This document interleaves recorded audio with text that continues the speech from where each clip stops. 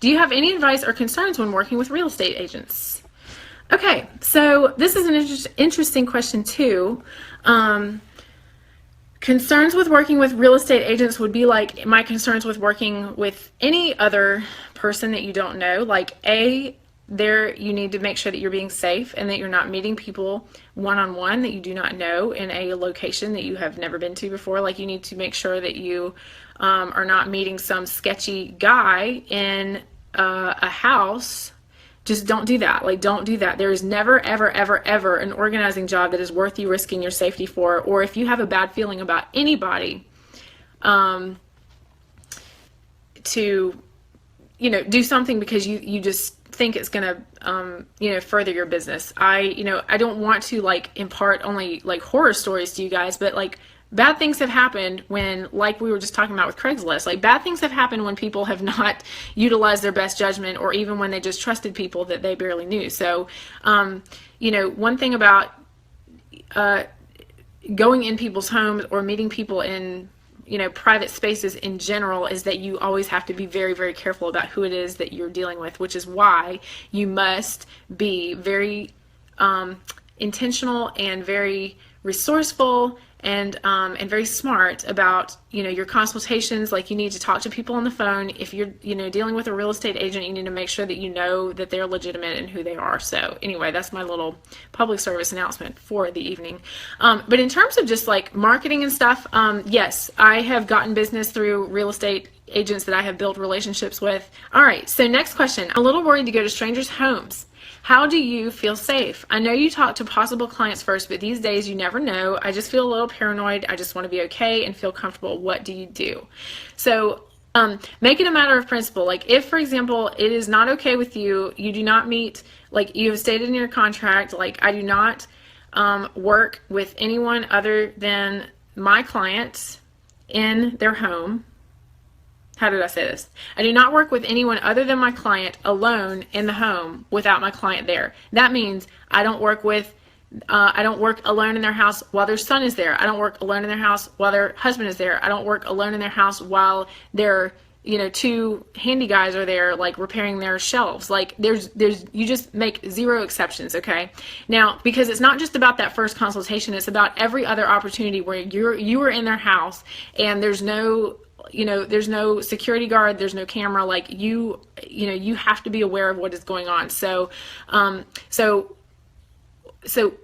above and beyond being careful about your initial consultation with your initial client, which is very important, it goes back to those other situations that you can't be too careful in. Like, if a real estate agent would love to meet you, then meet them at a coffee shop. Don't meet them alone at their next showing. Like, just do something that is very, in a social setting, and just be very safe. Like, you can never be safe. You cannot ever be, what am I trying to say?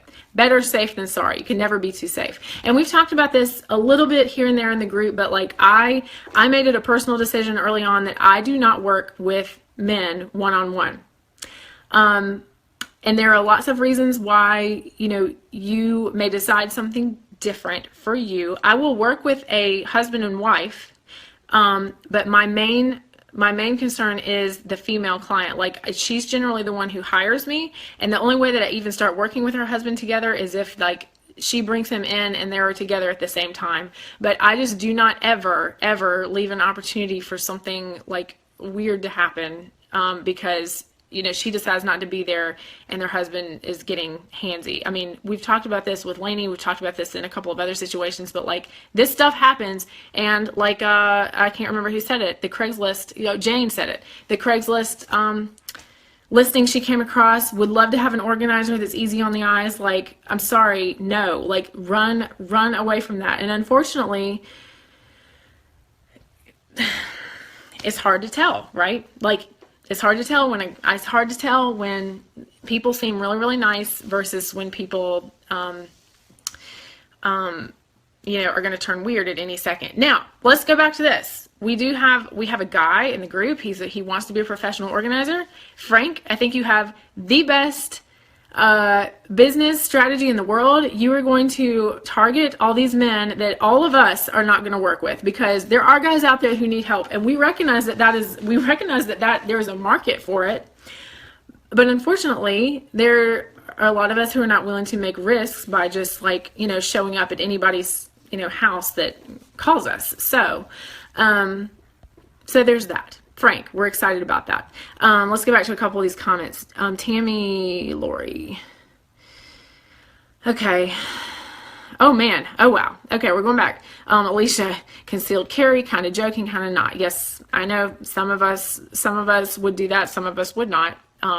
Rose, yeah. Frank says, hopefully you ladies carry pepper spray or something of the like. Thank you, Frank, for weighing in on that, because you can see why we have this issue, and why we have to be careful. Okay, Lori has a question about our website. I will come back to that in just a minute. Tammy says, my husband bought me a hot pink flashlight for Christmas that is also a stun gun. It looks very innocent, but makes me feel a little bit better and is practical too. I love that. Knowing how to defend yourself, but also like there's a certain amount of homework you can do ahead of time that is your best defense. Like, do not be so desperate. And here's the thing, do not be so desperate for any job that you are willing to override your intuition or something that doesn't mesh up with your usual course of action. I mean, okay, in my hometown, the most famous resident that we have in my hometown, I mean, we're not talking about like an A-list celebrity, but I live in Greenville, South Carolina. The most famous guy who lives here called me to organize for him, or in fact, I was referred by his interior designer. I was excited. I was like so ready to do it. And my boyfriend said, no, like, not like he's not like the boss of me, but he's just like, you don't override your policies and, your rules, your personal rules for your business and for yourself. You don't override that because it's somebody whose name everybody knows. And, the guy was like actually trying to do something to surprise his wife because she was out of town. But the thing is that like looking back, like, yeah, I could have made $600 because I went and organized his kitchen that day. But like the truth is that he was, my boyfriend was right, but it's not about that. It's about the rules that I set up for my business were right in the first place. And it's like not really worth the, that feeling of like that sketchiness of somebody, of wondering if somebody is looking at you like, oh, you are a professional organizer and you're nice to look at. Like, you don't want to have that feeling and like be, having that discomfort in anybody's house. And so that's why when I say the best policy is just to have rules and to stick to them and don't bend on them. So, okay. We're kind of staying on the same topic for a second. Natalie said, I had the opportunity to do someone's whole unpacking of a house. He had money, and I'm sure he was a nice guy, but being alone with an older dude kind of weirded me out. His girlfriend recommended me, but I knew she wouldn't be there all the time. You just never know. And if I feel weird, then they're going to feel that energy coming from me. Natalie, I completely understand that. And that's exactly what I'm talking about, is like, if you already feel sketchy about it, then it's probably not a good idea. Now, you guys, a couple of people have brought up, like, what about if you bring a friend, or if you bring your husband? Like, if you bring your husband, like, maybe that's the better way of going about it. But like, it would still be weird to me to go alone with another girlfriend of mine or like a business partner of mine to somebody's house and, just to be in that situation. So sorry guys, that's just my answer, is I just have to have a hard stance on it. I have a hard stance on it, and that's why like I only market to women. So, I feel like I make it pretty clear that, I make it clear with all of my marketing that like I'm not trying to work for guys. Now, I've had a lot of guys who have bought an organizing session for their sister or for their wife or whatever, or for their mom, and like, that's awesome. Like, that is perfect. I will take their money. That is great. Okay, Orna says, how do you make it clear that you're only prepared to work with women on your website?